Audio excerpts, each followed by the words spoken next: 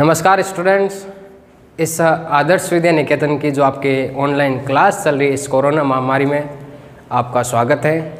इस क्लास को आप अच्छे से देखिए। ये क्लास आपके जो 12th एग्रीकल्चर के जो स्टूडेंट्स हैं उनके लिए क्लास है। वो भी एग्रीकल्चर में कौन से सब्जेक्ट के लिए? आपके बायोलॉजी के लिए। ठीक है, एग्रीकल्चर जो बायोलॉजी का सब्जेक्ट है उसके लिए क्लास चल रही है। आज हम उसका फर्स्ट चैप्टर आपके स्टार्ट करने जा रहे हैं। उसके बारे में पहले हम बेसिक पढ़ेंगे कि उस चैप्टर के बारे में क्या है, क्यों पढ़ रहे हैं। अगर उसका कारण आपको पता चल गया तो हम ये आपके सारा चैप्टर डाउट है वो क्लियर हो जाएगा और इसको आपको एक बार पढ़ने की ज़रूरत होगी। ठीक है, तो इस चैप्टर का नाम देखना आप, जो पहला चैप्टर आपके एग्रीकल्चर बायोलॉजी का 12th का। ठीक है, जो पहला चैप्टर है उस चैप्टर का नाम है आपके पादप प्रजनन। चैप्टर का नाम क्या है? पादप प्रजनन, प्लांट ब्रीडिंग है। अब देखो इसके बारे में हमें पढ़ना क्या क्या है पहले उसके बारे में देखते हैं, फिर हमारा चैप्टर स्टार्ट करते हैं। बहुत ही अच्छे से समझना, आप ध्यान लगाकर इसको। ये सारा जो आपके एक बार डाउट क्लियर हो गया ना इस चैप्टर के बारे में, फिर आपको कोई गुंजाइश नहीं होगी इस चैप्टर में।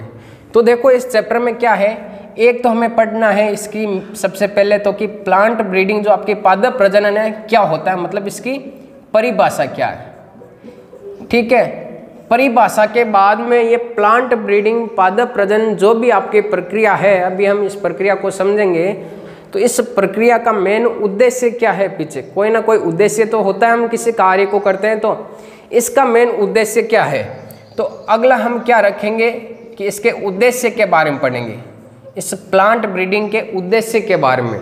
और फिर हमारा जो थर्ड टॉपिक होगा वो होगा आपके कि पादप प्रजनन की जो प्रोसेस करवाई जाती है, प्रक्रिया करवाई जाती है, तो उसमें आपके कौन कौन सी विधियाँ हैं, क्या है, कौन कौन सी विधियाँ हैं। ये आपके इन 3 टॉपिक के आधार पर ही आपके एग्रीकल्चर जो बायोलॉजी का जो फर्स्ट चैप्टर है इन 3 टॉपिकों के आधार पर चलेगा।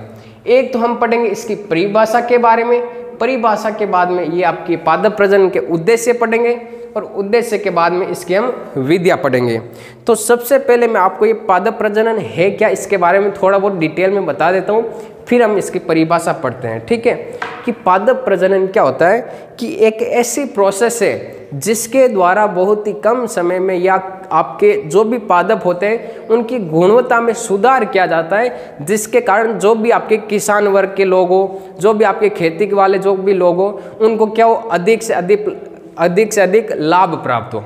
इसके अलावा भी और अनेक सारे उद्देश्य है। आपने देखा होगा कि खेतों में कोई भी फसल बोते हैं तो वो आपके थोड़े समय बाद में नष्ट हो जाती है। तो वो क्यों नष्ट होती है? तो इनमें सुधार करने के लिए, या फिर आपके अधिक बरसात से, या आपके कभी कभी बरसात असमय पर होती है तो इस कारण क्या होता है कि फसल होती है वो नष्ट हो जाती है। तो क्यों नष्ट होती है, इसका पीछे जो भी कारण है तो उस रीज़न को हम पता करेंगे पहले तो, और फिर उनमें सुधार करेंगे, जिसके कारण अगर फसलों को थोड़े समय के लिए भी पानी नहीं मिले तो वो आपके क्या हो सके, उपजाऊ हो सके।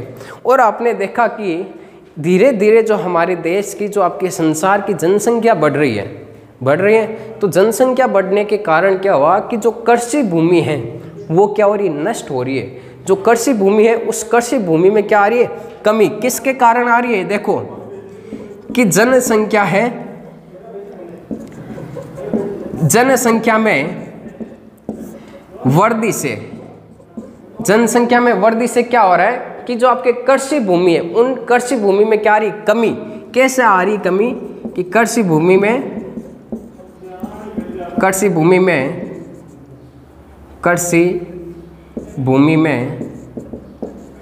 कमी आ रही है। अब ये कमी क्यों आ रही है? जनसंख्या वृद्धि से। अब जनसंख्या वृद्धि होगी तो लोगों को रहने के लिए आवास की तो ज़रूरत होगी, तो वो क्या करते हैं कि अपने कोई भी कृषि भूमि क्षेत्र होगा वहाँ पे अपने रहने का स्थान बना लेंगे। और धीरे धीरे इस प्रकार क्या हो रहा है कि कृषि भूमि में क्या हो रही है, कमी हो रही है। अब इस कृषि भूमि में कमी हो रही है तो जो फसल उत्पादन है उसी में क्या होगा, कमी तो होगी। फसल उत्पादन में कमी, कृषि भूमि आपके कम हो रही है तो उपज में भी क्या होगी, आपके कमी होगी। अगर उपज में कमी होगी तो धीरे धीरे परिस्थितियाँ क्या होती जाएगी, आपके बहुत ही कठिन होती जाएगी, है ना। इन जो कठिन परिस्थितियाँ हैं इनसे उबरने के लिए क्या करते हैं कि जो पादप प्रजनन की प्रोसेस करवाई जाती है और पादप प्रजनन की प्रोसेस के द्वारा क्या किया जाता है कि इस उपज को बढ़ाया जाता है। अगर कृषि भूमि आपके कम है फिर भी क्या करते हैं कि पादप प्रजनन की प्रक्रिया के द्वारा इस उपज को हम बढ़ा सकते हैं। तो यहाँ पे आपको ये समझ में आ गया होगा कि पादप प्रजनन की प्रोसेस हम क्यों करवाते हैं। क्योंकि धीरे धीरे जनसंख्या में वृद्धि हो रही है, कृषि भूमि कमी हो रही है धीरे धीरे। अगर कृषि भूमि कमी हो रही है तो कृषि भूमि में तो उपज में भी क्या होगी, आपकी कमी होगी, और उपज में कमी होगी तो आने वाले समय में क्या हो सकती है, कठिन परिस्थितियाँ हो सकती है। इन कठिन परिस्थितियों से उबरने के लिए आपके पादप प्रजनन की प्रोसेस करवाई जाती है, ठीक है। और पादप प्रजनन की प्रक्रिया के द्वारा ऐसी किस्मों का विकास किया जाता है जो आपके अधिक उपज दे। कैसी उपज दे, अधिक उपज दे, ठीक है। अब ये अधिक उपज देगी किसके द्वारा, पादप प्रजनन की प्रक्रिया के द्वारा देगी, ठीक है। अब कुछ इसके बारे में आपके 2-3 वैज्ञानिकों के नाम है, उन वैज्ञानिकों के नाम ध्यान में रखना। जब आपके 2018 का एक एग्जाम हुआ था एग्रीकल्चर बायोलॉजी का, उसमें एक क्वेश्चन पूछा गया कि शुद्ध वंश क्रम के प्रतिपादक कौन है। जो 2019 या 2018 में एक एग्जाम हुआ था आपके 12th जो एग्रीकल्चर बायोलॉजी का, उसमें पूछा गया कि शुद्ध वंश क्रम के प्रतिपादक कौन है। अब ये जो आपके लेखक जो आपके इसमें जो वैज्ञानिक का नाम है, साइंटिस्ट का नाम, ये आपके चैप्टर के शुरुआत में दिया गया, 2-3 लाइनों में दिया गया। ऊपर वाली जो आपकी 2-3 लाइन है उसमें उस वैज्ञानिक का नाम दिया गया है, और छोटी सी एक लाइन में बताया गया है कि शुद्ध वंश क्रम के प्रतिपादक कौन है, आपके जोहानसन नामक वैज्ञानिक है। कौन है, जोहानसन नामक वैज्ञानिक। ये बात आपको कोई नहीं लिखाता, कोई टीचर नहीं बताता कि आपको ये शुरुआती लाइनें पढ़नी चाहिए या नहीं पढ़नी चाहिए। तो इसी में से एक क्वेश्चन पूछा गया था, और उस समय ज़्यादातर स्टूडेंट का माइंड यही कह रहा था कि इसका आंसर हमारी बुक्स में नहीं है, बट इसका आंसर आपकी पहले चैप्टर की 3-4 स्टार्टिंग की जो लाइनें हैं उसमें आपका इसका आंसर था। अब देखो आपके इसमें क्या है कि जनसंख्या में वृद्धि है, मैंने बता दिया, पादप प्रजनन। अब कुछ 2 वैज्ञानिकों के नाम है, आप उनको ध्यान रखना, 2-3 वैज्ञानिकों के नाम। पहला है आपके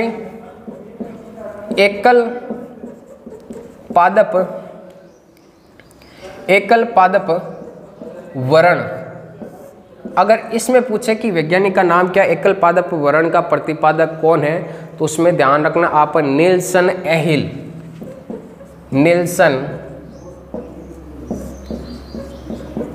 एहिल, ये आपके वैज्ञानिक का नाम है। आगे जैसे चैप्टर स्टार्ट होगा हम इसके बारे में ज़रूर पढ़ेंगे कि एकल पादप वर्ण क्या होता है, इसकी सारी डिटेल्स हम पढ़ेंगे। एक बार आप इसको नोट कर लेना कि आपके एकल पादप वर्ण का प्रतिपादक कौन है, आपके नीलसन एहिल है, ठीक है, ये वैज्ञानिक का नाम है। दूसरी बात इसमें आप नोट करके ध्यान रखना कि शुद्ध वंश क्रम सिद्धांत के प्रतिपादक कौन है। शुद्ध वंश क्रम सिद्धांत के प्रतिपादक कौन है, तो शुद्ध वंश क्रम सिद्धांत के प्रतिपादक आप ध्यान रखना जोहानसन है। कौन है, जोहानसन है। शुद्ध वंश क्रम सिद्धांत के प्रतिपादक कौन है, आपके जोहानसन है, ठीक है। ये 2 बातें आप इंपॉर्टेंट ध्यान में रखना। और एक तीसरी जो आपके साइंटिस्ट का नाम है वो आपको पता ही होगा कि आनुवांशिकी के जो भी नियम है सबसे पहले किसने बताए थे, ग्रेगर जॉन मेंडल ने बताए थे, उन्हीं को यहाँ पे ध्यान रखना। ये आपको पता भी होगा कि आनुवांशिकी के बारे में सबसे पहले किसने बताया था, आपके ग्रेगर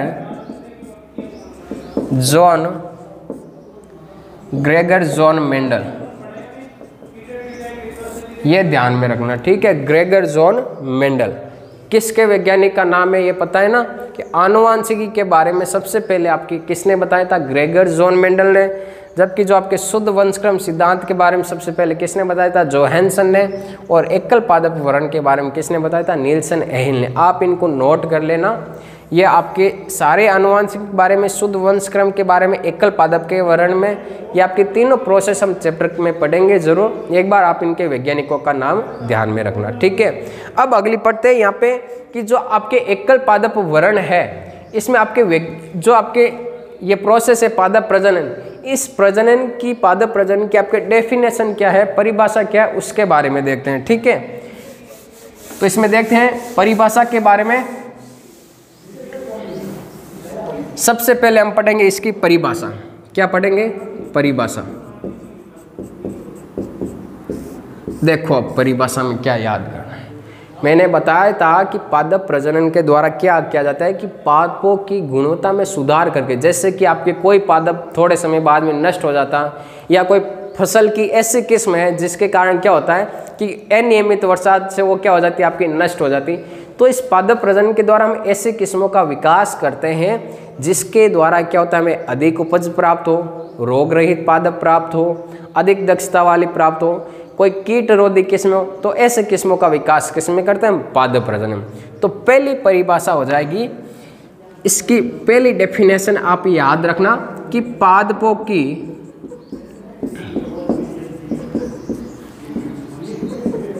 आनुवांशिकता में सुधार करना पादप प्रजनन कहलाता है। क्या कहलाता है, पादप प्रजनन। ये आपके पहली डेफिनेशन हो गई इसकी, किसकी, पादप प्रजनन की, कि पादपों की आनुवांशिकता में सुधार करना पादप प्रजनन कहलाता है। अब आनुवांशिकता से मतलब क्या होता है, उसके आनुवांशिक लक्षण। मान लो हमने फसल बो दी, उससे हमने बीज प्राप्त किए, अगर जैसी फसल मान लो अगर उसका उत्पादन कम हुआ, वैसे के वैसे लक्षण किस में होंगे, उसके बीज में ही होंगे। तो हमें क्या करना है, उसके आनुवांशिकता में यहाँ पे क्या करना है, सुधार करना है, जिससे हमें जो बीज प्राप्त हो वो आपके अधिक उपज वाले प्राप्त हो, और अधिक उपज के साथ साथ में उसके गुणों में भी सुधार हो, और शीघ्र पकने वाली किस्मों का भी विकास हो। तो ऐसी किस्मों का विकास करना आपके किसके अंतर्गत किया जाता है, आपके पादप प्रजनन। ठीक है, तो आनुवांशिकता में सुधार करना क्या कहलाता है, पादप प्रजनन। अब दूसरी परिभाषा क्या हो जाएगी इसके, कि पादपों को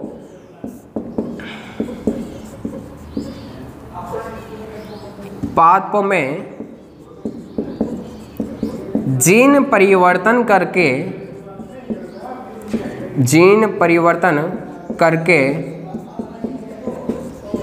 मानव के लिए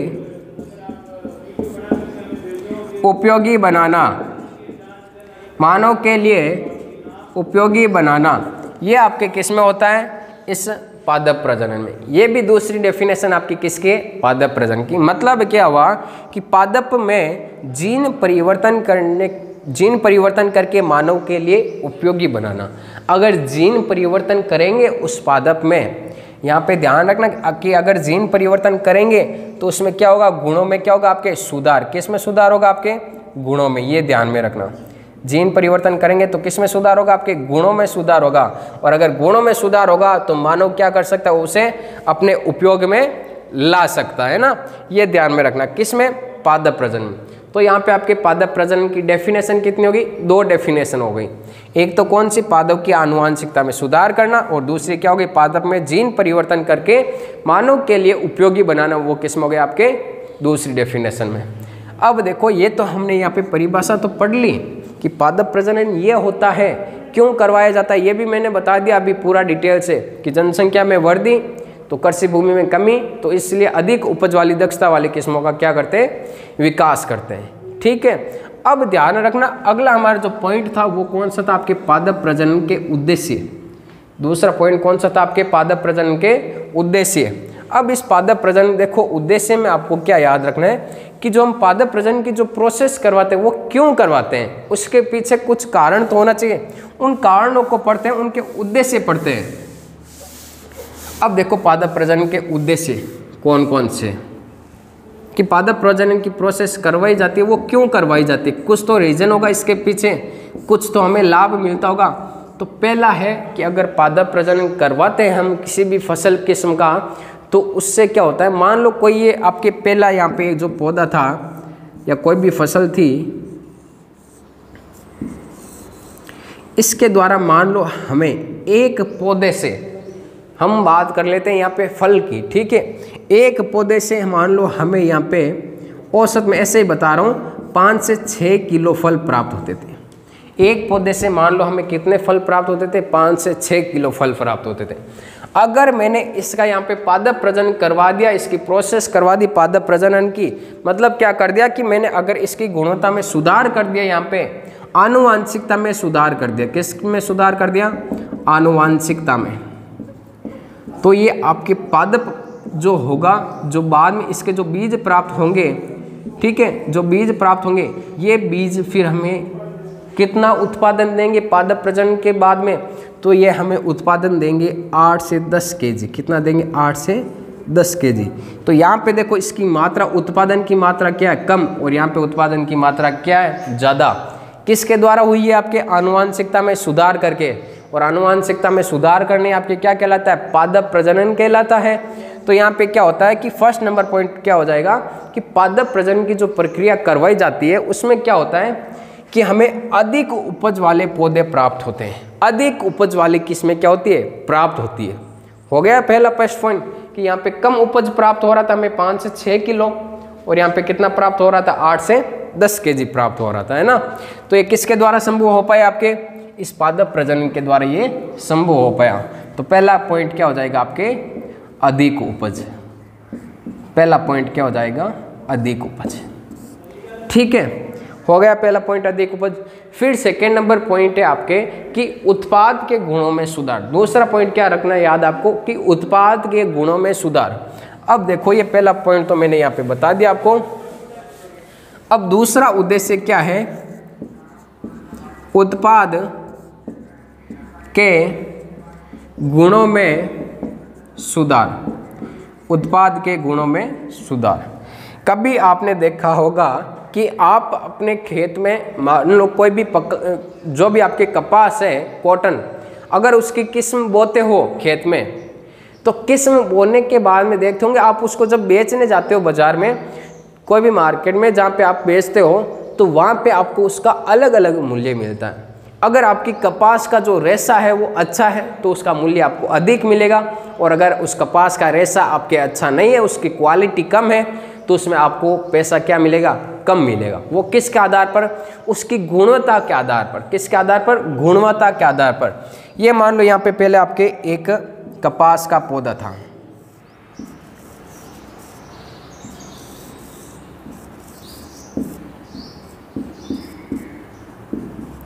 कपास का पौधा था। इस पौधे से हमें जो कपास प्राप्त होता था, ठीक है, इस कपास का जब हम बाज़ार में बेचते थे तो इसका मूल्य मिलता था हमें, मान लो कि आपके 10 केजी कपास है और उसका मूल्य मिलता है हमें, यहाँ पे मैं मान लेता हूँ आपके 50 से 60 रुपये। कितने? 50 से 60 रुपये। और इसका जो कपास का रेशा है, इसकी गुणवत्ता कैसे? आपकी कम गुणवत्ता है। कैसी गुणवत्ता? कम गुणवत्ता। अगर मैंने इस कपास से अगर मुझे अधिक पैसा कमाना है तो क्या करना पड़ेगा? मुझे इसकी गुणवत्ता में सुधार करना पड़ेगा। क्या करना पड़ेगा? इसकी गुणवत्ता में सुधार करना पड़ेगा। और गुणवत्ता में सुधार कब कर सकते हैं? जब इसकी आनुवांशिकता में सुधार करेंगे। किस में सुधार करेंगे? आनुवांशिकता में। किस में सुधार करेंगे? आनुवांशिकता में सुधार करेंगे। और आनुवांशिकता में सुधार करेंगे तो यहाँ पे क्या होगा? आपके जैसे ही आनुवांशिकता में सुधार करेंगे तो यहाँ पे जो कपास है उसका हमें कितना पैसा मिलने लग जाएगा? मान लो 100 से 120 रुपये मिलने लग जाता है। तो यहाँ पे क्या हो रहा है? आपके एक तो क्या हो रही है? कीमत में वृद्धि हो रही है, आपको अच्छा लाभ मिल रहा है। इसके अलावा यहाँ पे कपास की जो गुणवत्ता है, कपास की क्या है? गुणवत्ता। और कपास की गुणवत्ता कितनी बढ़ गई? आपके 70 से 80% बढ़ गई। कितनी बढ़ गई? 70 से 80% बढ़ गई। तो क्या होता है कि उत्पाद के गुणों में सुधार किसके द्वारा किया जाता है? पादप प्रजनन के द्वारा किया जाता है। तो उद्देश्य क्या हो गया कि उत्पाद के गुणों में सुधार करना। यह भी क्या है? उद्देश्य किसका? पादप प्रजनन का उद्देश्य। ठीक है, अब देखना जो तीसरा पॉइंट है आपके कि उत्पाद के गुणों में सुधार के बाद जो तीसरा पॉइंट आता है उसको ध्यान रखना कि कीट व रोग प्रतिरोधी किस्मों का विकास। तीसरा पॉइंट क्या हो जाएगा? कीट व रोग प्रतिरोधी, कीट व रोग प्रतिरोधी किस्मों का विकास। कीट व रोग प्रतिरोधी किस्मों का विकास कैसे? कि आपने देखा होगा कई खेतों में क्या होता है, मान लो ये आपके पास 2 खेत है, आपके घर के पास कोई भी, ठीक है, इस खेत में आपकी जो फसल बोई गई है, यहाँ पे ये मान लो ये आपके 2 खेत हैं, इन 2 खेतों में एक समान फसल बोई गई है, इस खेत में क्या हुआ, कोई भी कीट लग गया, क्या लग गया, कीट लग गया, जिसके कारण क्या हुआ, ये सारी फसल क्या हो गई आपके, नष्ट हो गई, क्या हो गई, नष्ट। और ये दूसरा खेत है आपके खेत के पास ही, इसमें मान लो ये खेत में जब ये आपके कीट इंटर करता है तो ये क्या कर पाता है, ये मान लो जब नष्ट होने में इसमें जो टाइम लगा वो बहुत ही कम समय था। जैसे ये कीट इसमें इंटर करता है तो इस खेत की आपके फसल क्या होती है, नष्ट नहीं होती है, इस खेत की फसल नष्ट नहीं होती है। क्यों नहीं होती है, क्योंकि इस खेत की आपके जो फसल थी उसकी किस्म की गुणवत्ता क्या होती है, आपकी जो कीट रोग प्रतिरोधी जो किस्म थी वो बहुत ही कम थी। मतलब ये क्या कर सकता था कि जो आपके कीट लग रहे थे उनका प्रतिरोधक नहीं कर रहा था, जो कीट थे उनके नुकसान को क्या कर रहा था, झेल नहीं पा रहा था। इसके कारण क्या होगी, ये फसल क्या होगी, नष्ट हो गई। और जो ये आपके जो दूसरे खेत में जो फसल बोई गई है ये आपके पादप प्रजनन के द्वारा तैयार की गई है। किसके द्वारा तैयार की गई है, पादप प्रजनन के द्वारा, जिसके कारण इस खेत की फसल क्या कर रही है, इस कीट के प्रति प्रतिरोधी है। मतलब क्या करेगी कि जब भी इसमें कीट लगेगा तो ये फसल नष्ट नहीं होगी। तो ये किसके द्वारा संभव हो पाया, आपके पादप प्रजनन के द्वारा, कि पादप प्रजनन के द्वारा कीट व रोग प्रतिरोधी किस्मों का विकास किया जाता है। जैसे कि एक आपको उदाहरण बता रहा हूँ, आपने नाम सुना होगा बीटी कॉटन का, बीटी कपास का, किसका नाम सुना होगा, बीटी कपास का। ये आपके क्या एक प्रकार की रोग प्रतिरोधी किस्म, किसके प्रति, पिंक बॉल वर्म, गुलाबी सड़न कीट के प्रति, गुलाबी सड़न कीट, इसे क्या बोलते हैं इंग्लिश में, पिंक बॉल वर्म के प्रति क्या है, प्रतिरोधी किस्म है। ठीक है, प्रतिरोधी का मतलब क्या है, यहाँ पे देखो बीटी कपास में पहले क्या नाम आया, बीटी नाम आया, बी से हो जाएगा आपका बेसिलस, बी से क्या हो जाएगा, बेसिलस, टी से हो जाएगा थुरेंजिएसिस, थुरेंजिएसिस, जिएसिस, थुरेंजिएसिस। मतलब क्या कहे, क्या किया गया कि जो आपके बेसिलस थुरेंजिएसिस जो कीट है, इस कीट का जो जीन है, जीन का ध्यान रखना, एक प्रकार की प्रोटीन पाई जाती है जिसे क्राई प्रोटीन कहते हैं या क्राई जीन कह सकते हैं। इसको किस में ट्रांसफर किया गया, आपके कपास में ट्रांसफर करके एक इस प्रकार की प्रतिरोधी आपकी किस्म बनाई गई, जिससे क्या किया गया कि जब भी आपकी गुलाबी सड़न वाला कीट इस कपास को खाता, इस पर लगता, तो ये गुलाबी सड़न कीट क्या हो जाता है, ये खुद ही नष्ट हो जाता। गुलाबी सड़न वाला कीट क्या हो जाता, खुद ही नष्ट हो जाता, और फसल क्या हो जाती, आपके सुरक्षित हो जाती। किसके कारण हो रहा था, ये सारा आपके पादप प्रजनन की प्रक्रिया के द्वारा।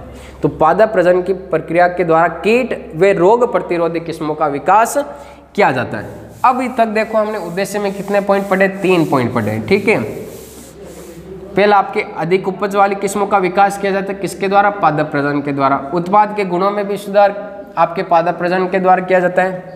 कीट व रोग प्रतिरोधी किस्मों का भी विकास भी आपके पादप प्रजनन के द्वारा किया जाता है। अब देखो 4th नंबर पॉइंट क्या है, आपको क्या याद रखना है कि आपने देखा होगा कि कभी कभी खेत में फसल बो देते हैं हम, जैसे कि ये हमें खेत में फसल बो दी। इस फसल में क्या होता है कि जो फसल पकती है तो फसल पकने में टाइम बहुत ज़्यादा लगता है, जो समय होता है वो बहुत ही ज़्यादा लगता है। समय क्या लगता है, ज़्यादा। अगर समय ज़्यादा लगता है जितने में हम जो अगली फसल बोते हैं उसका टाइम हो जाता है, अगली फसल का समय आ जाता है,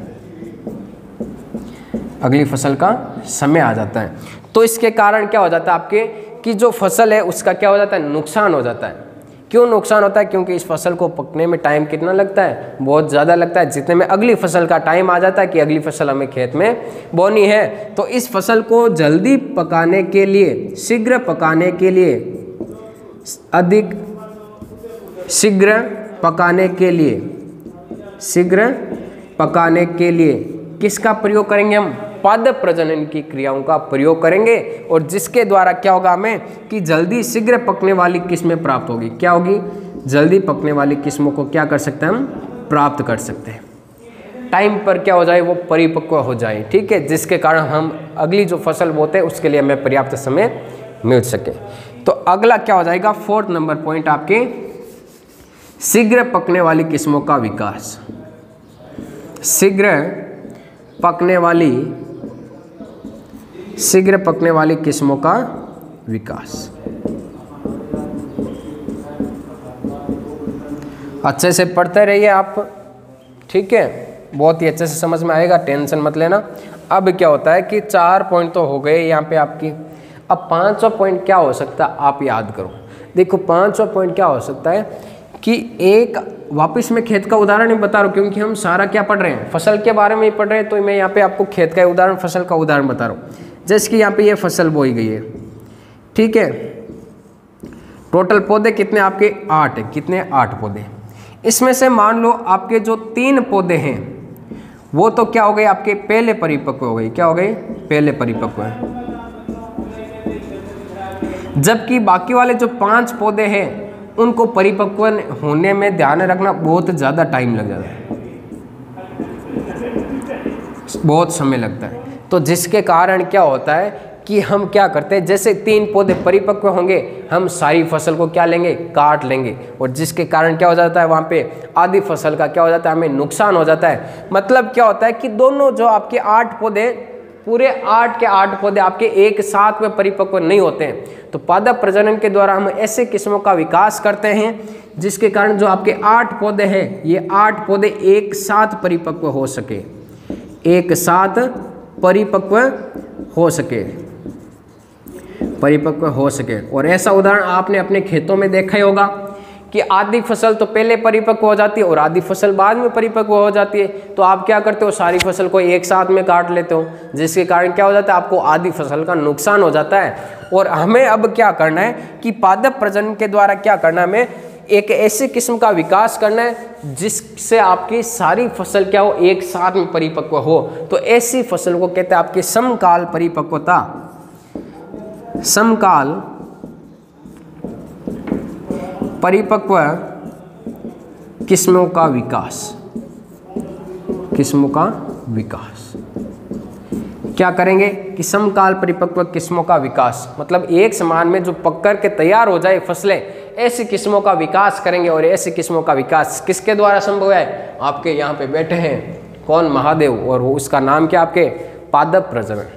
यही कर सकता है कि आपके सारी किस्मों का एक साथ परिपक्व हो जाए। ये हो गए आपके कितने उद्देश्य, 5 उद्देश्य। अब जो 6 नंबर उद्देश्य है वो है आपके कि सूखा व लवण रोधिता।